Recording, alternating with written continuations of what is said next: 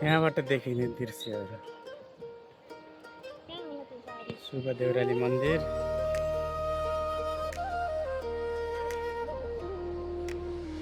उकाली हिँड्दा सम्झे आमारा त्यो आँगन हरियो डाँडा पारी पहाड पहाड मात्रै होइन यहाँ तराई पनि देखेको रहेछ ठ्याक्कै त्यो पहाडको पछाडि तराई कति रमाइलो एकै ठाउँबाट पहाडदेखि तराईसम्म सम्पूर्ण दृश्यहरू देखिन्छ पहाडको बिचमा रहेको मन्दिर यो अर्को झलुङ्गे पुल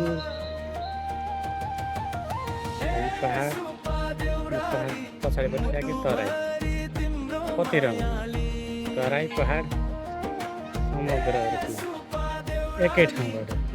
दृश्यावलोकन निकै नै सुन्दर र रमणीय स्थान